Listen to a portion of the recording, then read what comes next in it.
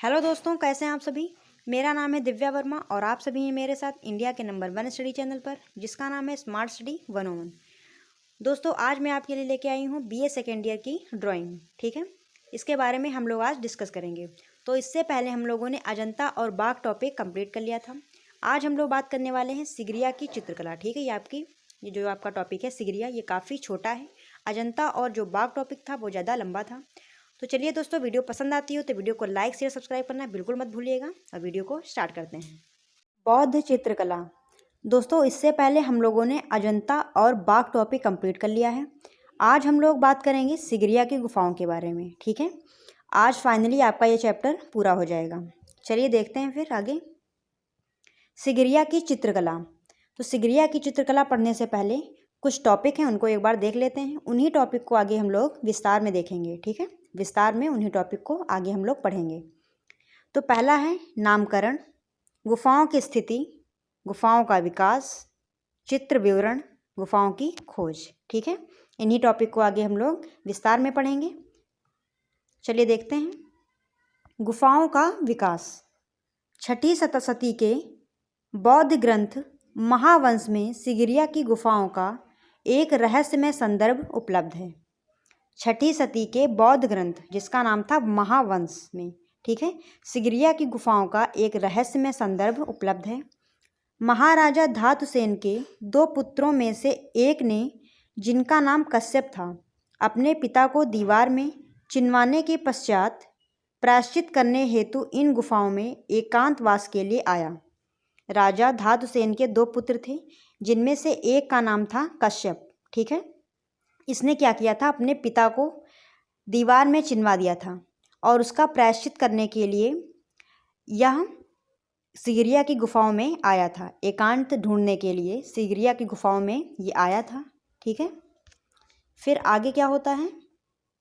कहा जाता है कि इन गुफाओं का उत्खनन कार्य तो धातुसेन ने ही बौद्ध भिक्षुओं के लिए करवाया था। ठीक है, ऐसा माना जाता है कि जो वो सिगरिया की गुफाएं हैं, उनका उत्खनन तो किसने करवाया था, महाराजा धातुसेन ने।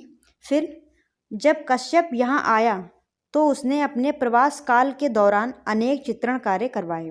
और फिर जब यहाँ पर कश्यप आया तो उसने यहाँ पे वो ठहरा के और अपने निवास करने के दौरान, ठीक है, बहुत सारे चित्रण इन गुफाओं में करवाए। ठीक है, इसी आधार पर इन चित्रों का समय 473 से 491 के मध्य स्थिर किया जाता है। और जो सिगरिया की गुफाओं में चित्र बने हैं, उनका समय जो है वो क्या माना जाता है, 473 से 491 के मध्य। ठीक है, इसी टाइम पीरियड के बीच में माना जाता है कि ये चित्र बने होंगे। चलिए आगे देखते हैं। सिगरिया की गुफाओं की स्थिति। जो सिगरिया की गुफाएं हैं वो कहाँ पर स्थित हैं। सिगरिया की गुफाएं कोलंबो से लगभग 165 किलोमीटर दूर मटाले ज़िले में स्थित हैं। जो सिगरिया की गुफाएं हैं वो कहाँ हैं, कोलंबो से लगभग 165 किलोमीटर दूर मटाले ज़िले में हैं। ठीक है, सिगरिया का रास्ता जंगलों के मध्य से होकर जाता है। इसके समीप पहुँचते ही एक 100 फुट ऊंचा सौंदर्यमय शिलाखंड दिखाई देता है। सिगरिया की गुफाओं की खोज। अब हम लोग क्या पढ़ेंगे, सिगरिया की जो गुफाएं हैं उनकी खोज कैसे हुई थी। सैकड़ों वर्षों तक गुमनाम रहने के बाद 1830 में ब्रिटिश फौज के एक अधिकारी को सिगरिया की गुफाओं का पता चला। 1830 में ब्रिटिश फौज के एक अधिकारी को सिगरिया की गुफाओं का पता चला था। यहाँ के भित्ति चित्रों को देखकर ऐसा लगता है कि मानो अजंता की किसी उपशैली के दर्शन कर रहे हों। ठीक है, जो सिगरिया की चित्रकला है, वहाँ के चित्रों को देखकर ऐसा लगता है कि हम लोग किसी जो अजंता की चित्रकारी है, ठीक है, उसी की कुछ मिली जुली शैली का दर्शन कर रहे हों। यानी कि जो सिगरिया के चित्र हैं वो अजंता शैली से मिलते जुलते हैं। ठीक है, इसीलिए ऐसा बोला गया है। चलिए आगे देखते हैं। 1889 में मुरे ने इन चित्रों की प्रतिलिपियाँ तैयार की।